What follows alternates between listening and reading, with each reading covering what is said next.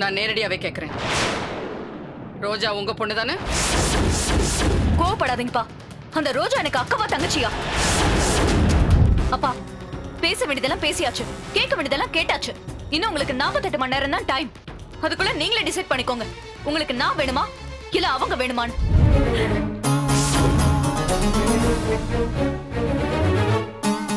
நான் முழுகாம இருக்கேக்கா. யாகராதில மனைவி, துணைவி, ஸ்டெப்னி, கிப்னி இதுக்கெல்லாம் இடமே கிடையாது.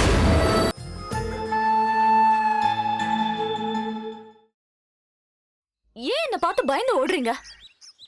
ஏதாவது தப்பு பண்ணீங்களா? நாங்க எங்க தப்பு பண்ணோம்? உங்க அப்பா தான் தப்பு பண்ணாரு. என்ன? எங்க அப்பா தப்பு பண்ணாரா? என்ன சொல்றீங்க? உங்க அப்பா சிவாவையும் ரஞ்சனியும் சேர்த்து வைக்கிற முயற்சியை கைவிடுங்க, ரோஜாவையும் சிவாவையும் சேர்த்து வைங்கன்னு சொன்னாரு.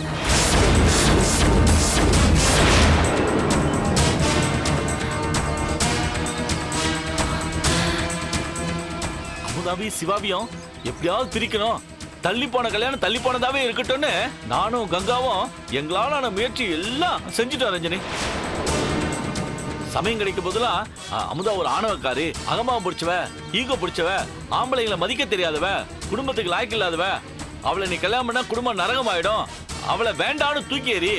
நாங்க உனக்கு நல்ல பொண்ணா, அழகான பொண்ணா, உன்னை புரிஞ்சு நடந்துக்கிற பொண்ணா, உன் மேல உயிரே வச்சிருக்கிற பொண்ணா, உன்னை நல்ல உள்ளங்கையில வச்சு தாங்குற பொண்ணா, பணக்கார பொண்ணா பார்த்து நாங்க 2 பேரும் கல்யாணம் பண்ணி வைக்கிறோன்னு உன்னை மனசுல வச்சுக்கிட்டு தான் ரஞ்சனி நாங்க அப்படி சொன்னோம்.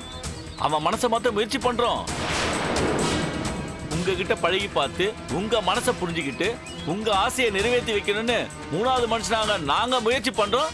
ஆனா உங்க அப்பா உன்னை பெத்து வளர்த்து ஆளாக்கி படிக்க வச்ச மனுஷன், உன் ஆசைகளையும் கனவுகளையும் நிறைவேற்ற கடமைப்பட்ட மனுஷன். ஆனா உன் எண்ணத்துல மண்ணள்ளி போட பாக்குறாரு. உன் எதிர்காலம் பிரகாசமா இருக்க விளக்கேத்தி வைக்க வேண்டியவரே அதை ஊதி அணைக்க பாக்குறாரு. தான் பொண்ணு ஆசைப்பட்ட வாழ்க்கையை தலைய அடமான வச்சாவது அமைச்சு தரவரு தகப்ப. ஆனா இவரு என்னடான்னா தான் பொண்ணு ஆசைப்பட்ட வாழ்க்கையை தானே அழிக்க பாக்குறாரு. உன் கைய புடிச்சு தூக்கி விட வேண்டிய அப்பாவே உன்னை பாழங்கணத்துல தள்ள பாக்குறாரு. தான் பொண்ணு ஆசைப்பட்ட வாழ்க்கையை தன்னுடைய வாழ்க்கையை தியாகம் பண்ணியாவது அமைச்சு தரவர் தகப்பேன். ஆனா இவர் என்னடானா அடுத்தவங்க தான் பொண்ணுக்கு வாழ்க்கையை அமைச்சு கொடுக்கறத கூட தடுக்க பாக்குறாரு. தான் பொண்ணு சாப்பிடுற சாப்பாட்டை தட்டி விட்டுட்டு எவ்வளவு ஒரு பொண்ணை இழுத்து மடியில உட்கார வச்சு ஊட்டி விட்டு அழகு பாக்குறாரு. இது எங்கேயாவது நடக்குமா? இதுக்கெல்லாம் என்ன அர்த்தம்னு எனக்கு புரியல ரஞ்சனி. ஊர் உலகத்துல யாருமே செய்ய முடியாத துரோகத்தை உங்க அப்பா உனக்கு செய்ய பாக்குறாரு. யாரோ ஒருத்தினா அமுதா சிவாவை பிரிக்கிறதுக்காக என் கர்ப்பத்தையே கலைச்சவ. ஆனா உங்க அப்பா அந்த ரோஜாக்காக பெத்த பொண்ணோட கனவையே கலைக்கிறாரு. ஆமா, எதுக்காக உங்க அப்பா ரஞ்சனியும் சிவாவையும் பிரிக்கிறதுக்கு ஏற்பாடு பண்ணு, ரோஜாவையும் சிவாவையும் சேர்த்து வைக்க ஏற்பாடு பண்ணுன்னு சொன்னாரு? இந்த விஷயத்தை பத்தி கண்டிப்பா நீ தெரிஞ்சுக்கணும். நான் கிளம்புறேன்.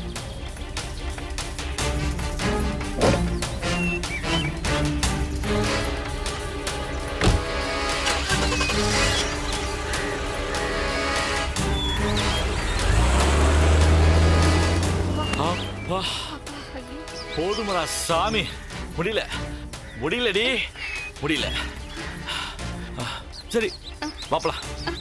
எங்க இரு, கூப்பிட்டா வந்துருவிய. இப்ப நம்ம எந்த தெருவுல இருக்கோம்? வந்து போச்சா? எல்லாம் வந்து போச்சு. ஒரு குத்து மதிப்பா போய் பாப்போம். வா.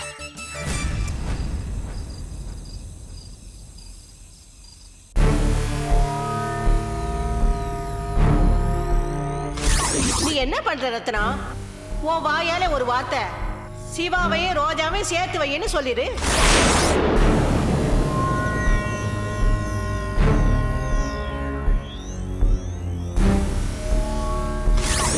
இந்தாங்க சார், இதை வச்சிங்க. சும்மா வாங்கிங்க சார்.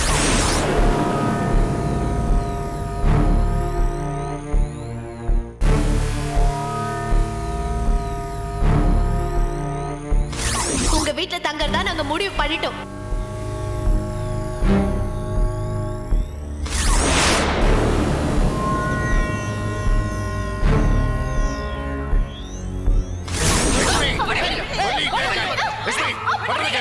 உள்ள போ உள்ள போங்கறல. அம்மா நான் சொல்றத கேளுமா. அம்மா புரிஞ்சுக்கோ.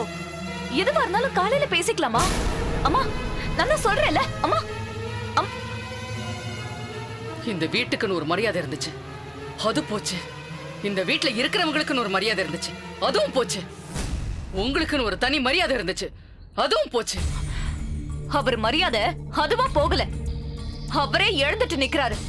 எதுக்காகவும் விட்டு கொடுத்துட்டு நிக்கிறாரு. என் அப்பா இப்படி மரியாதையை எழுந்துட்டு நிக்கிறத நான் பாப்பேன்னு நினைச்சு கூட பாக்கல.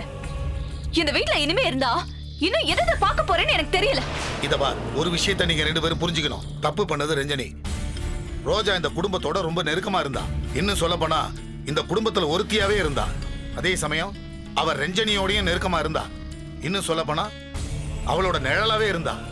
அவங்க ரெண்டு பேருக்குள்ள சண்டை சச்சரவு பிரச்சனைன்னு வந்தா ஒண்ணு பேசி தீர்த்து இருக்கணும், இல்ல பேச்சுவார்த்தையை நிறுத்தி இருக்கணும்.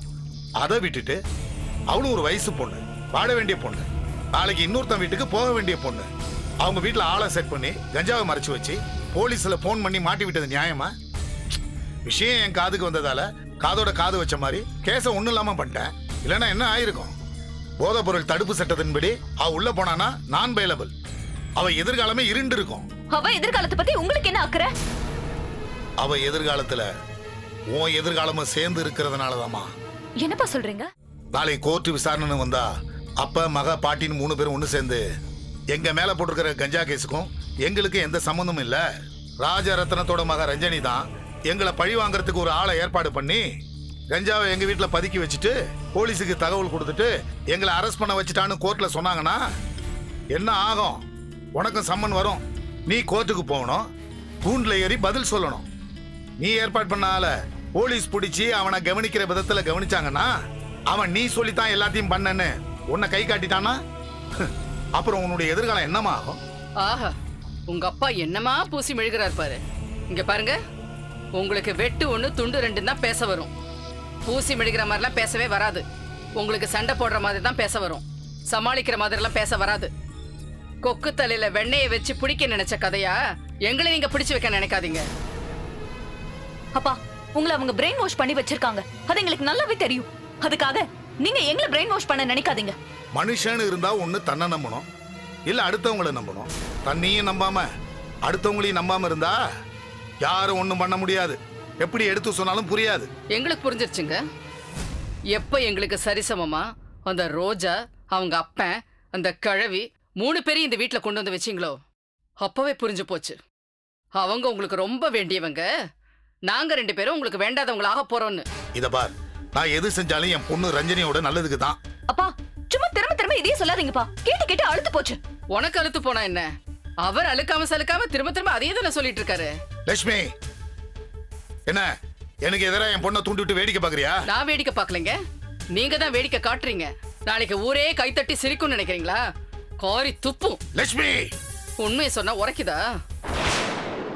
நான் நேரடியாவே கேக்குறேன், ரோஜா உங்க பொண்ணு தானே? கோவப்படாதீங்கப்பா. அந்த ரோஜா எனக்கு அக்காவா தங்கச்சியா? சொல்லுங்கப்பா, அவ எனக்கு அக்காவா இல்ல தங்கச்சியா?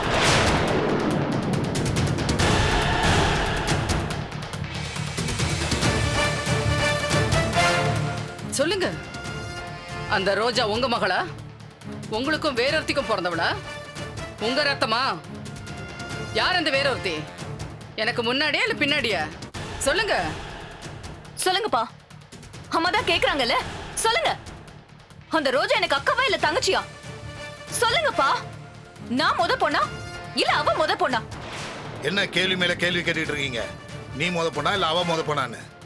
உங்க அம்மா தான் என்ன பார்த்து நாக்குல நரம்பு இல்லாம நான் முதல்ல இல்ல ரெண்டாவதான்னு கேக்குறா. நீயும் மாமா அப்பாவை பார்த்து இப்படி கேக்குற? நீ தாமா எனக்கு உயிருக்கு உயிரான ஒரே பொண்ணு. இந்த அப்பாவுக்கு நீ ஒருத்தி தாமா ஒரே மக. ரஞ்சனி மட்டும்தான் என்னுடைய மக. இல்லப்பா, நீங்க சொல்ற எதையுமே நம்ப முடியல. எல்லாம் ஓ நல்லதுக்கு ஓ நல்லதுக்குன்னு சொல்ற நீங்க பண்ற எதுவுமே ஏன் நல்லதுக்கு இல்லைன்னு கண் கூட தெரியும் போது நான் எப்படிப்பா நம்புறது? கண்ணுக்கு தெரிகிற நல்லதை விட கண்ணுக்கு தெரியாம இருக்கிற நல்லது எத்தனையோ இருக்குமா. இதுப்பா கண்ணுக்கு தெரியாத நல்லது? இந்த ஊரை விட்டு போலான்னு சொன்னீங்களே, அதா? என் உயிருக்கு ஆபத்து இருக்குன்னு சொன்னீங்களே, அதா? சிவாவை மறந்துருன்னு சொன்னீங்களே, அதா? சிவாவை ரோஜாக்கு தார வாத்து கொடுக்கணும்னு நினைச்சீங்களே, அதா? இல்ல சிவாவோட மாமா கணேசன் கிட்ட போய் சிவாவை எப்படியாவது ரோஜாக்கு கல்யாணம் பண்ணுவீங்கன்னு சொன்னீங்களே, அதான் சொல்லுங்கப்பா. எது அந்த கண்ணுக்கு தெரியாத நல்லது? பெத்த பொண்ணு அடுக்கடுக்கா நீங்க பண்ற அநியாயத்தை எல்லாம் சொல்லி கேக்குறால, பதில் சொல்லுங்க. எது பேசினாலும் எடுபடாதுன்னு தெரியும் போது என்ன பேசி என்ன ஆக போகுதுன்னு பேசாம இருக்கேன்.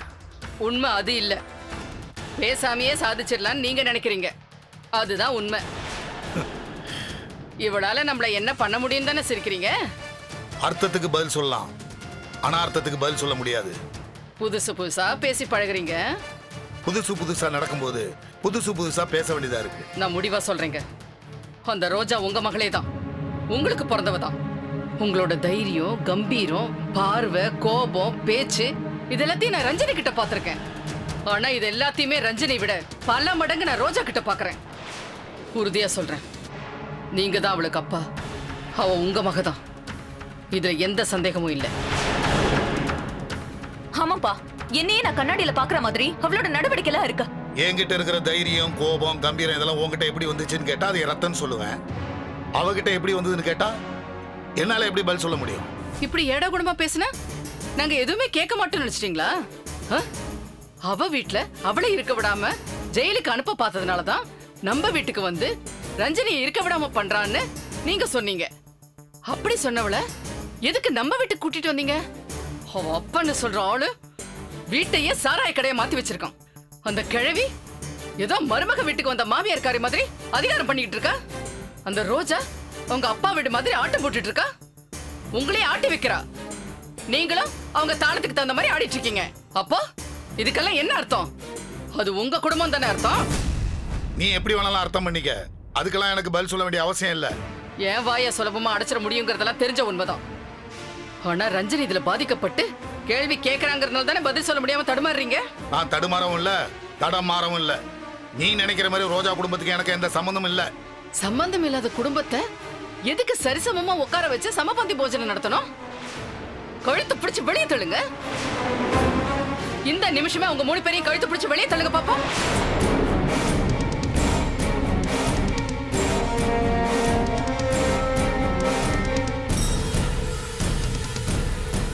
பாத்தியா ரஞ்சனி உங்க அப்பாவை? சம்பந்தம் இல்லாதவங்களை எதுக்கு வீட்டுக்குள்ள வச்சிருக்கணும்? இந்த நிமிஷமே அவங்களை வீட்டை விட்டு துரத்துங்கன்னு சொன்னா எப்படி பேரஞ்ச மாதிரி நிக்கிறார் பாத்தியா? அவர் எப்படி வெளியே துரத்துவாரு? பாசம் வழுக்கி தலகுப்புற விழற அளவுக்கு பாசம். தாடாட்டியும் தான் சதா ஆடுன்னு சொல்லுவாங்கல்ல, அதான் இது. என்ன பாக்குறீங்க? நான் என்ன இல்லாதையா சொல்லிட்டேன்?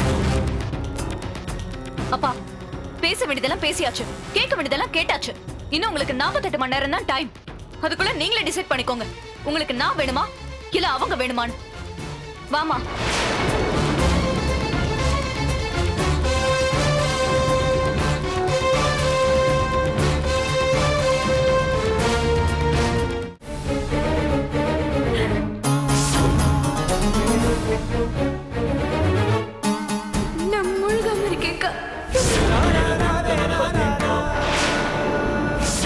அகராதில மனைவி, துணைவி, ஸ்டெப்னி, கிப்னி இதுக்கெல்லாம் இடமே கிடையாது.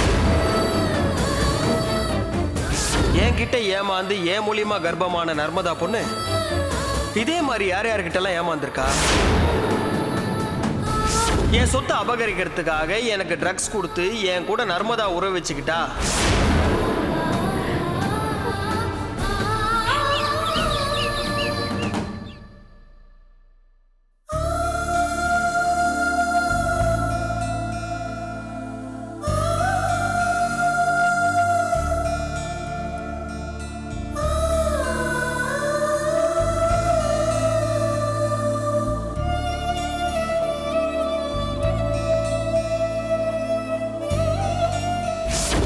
நான் ஹஸ்பண்ட், நீ ஒய்ஃப்.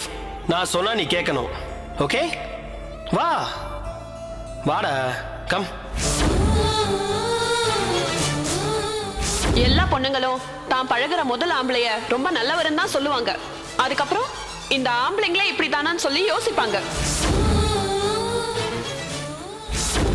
இந்த விஷயம் அம்மாவுக்கு தெரிஞ்சா என்ன ஆகும்? அடுத்த நிமிஷமே உயிரை விட்டுருவாங்க.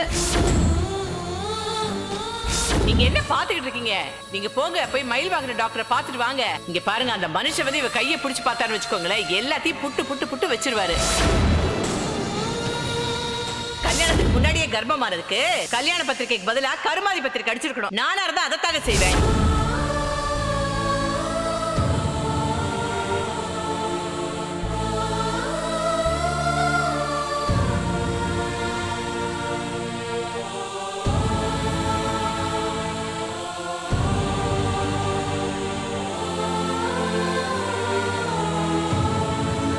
என்ன நர்மதா, இப்படியே அழுதுகிட்டே இருந்தா எப்படி? என்னால முடியலக்கா. வாழவும் முடியல, சாகவும் முடியல. இன்னும் எத்தனை நாளைக்கு எப்படி? பண்ணக்கூடாத தப்ப பண்ணிட்டா எவ்வளவு இருந்தாலும் இப்படித்தான். ஆயுசுக்கு இப்படி அழுதுகிட்டே தான் இருக்கணும்.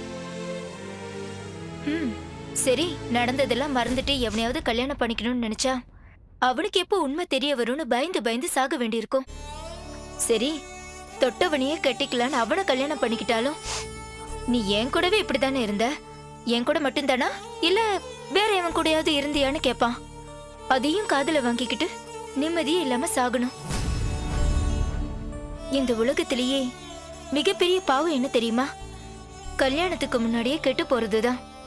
பொண்ணுங்கன்னா இப்படிதான் இருக்கணும்னு நம்ம பெரியவங்க பொழுதுபோக்குக்காக ஒன்னும் சொல்லி வைக்கல. சரி சரி, இனிமே பேசி என்ன ஆக போகுது? அம்மாவுக்கு என் மேல சந்தேகம் வந்துருச்சோன்னு எனக்கு பயமா இருக்குக்கா. ஏண்டி வராது? நீ எப்ப பார்த்தாலும் உம்முன்னு எதையோ பறி கொடுத்த மாதிரி உட்காந்துட்டு இருந்தா ஏன் வராது? பார்த்தல அந்த சரோஜா வந்தப்ப அம்மா பேசின பேச்ச, உன் மேல எவ்வளவு நம்பிக்கை வச்சிருக்காங்க. அதெல்லாம் கொஞ்சமாவது நினைச்சு பார்த்திருந்தா இப்படி எல்லாம் நடந்திருப்பியா?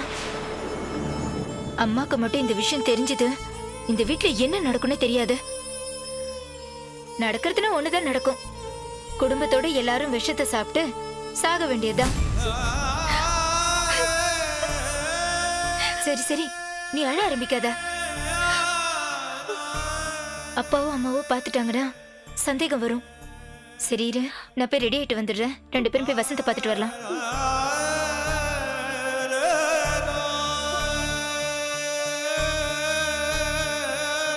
தங்கம், தங்கம். அம்மா எங்கம்மா? அம்மா கடைக்கு போயிருக்காங்கப்பா. நர்மதா? நர்மதா அங்க உட்காந்துருக்காப்பா.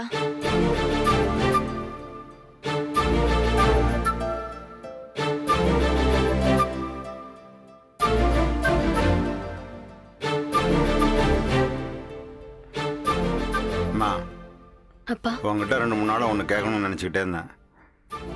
உன் முகமே சரியில்லையே, ஏன் ஒரு மாதிரி ஆயிட்ட? என்னாச்சு உனக்கு? எதுவாக இருந்தாலும் அப்பாட்ட சொல்லுமா.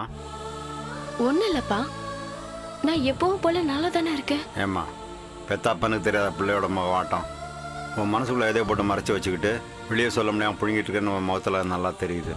எதுவாக இருந்தாலும் சொல்லுமா, அப்பா தானே. என்னாச்சு உனக்கு? அப்பாவின் அழுத்தமான கேள்விக்கு பயந்து நர்மதா உண்மையை சொல்லிவிடுவாளோ?